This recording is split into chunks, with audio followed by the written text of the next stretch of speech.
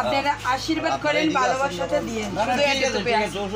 আমরা 29 ক্যান্ডিডেটকে আমরা নিয়ে আইলাম আপনার বাড়ি থেকে আশীর্বাদটা নিয়ে যাইতে। ঠিক আছে, তাহলে তাহলে দুই একটা কথা কইব আগামী দিনের ভবিষ্যৎটা আমরা কি নিয়ে আমরা এই যে আন্দোলনটা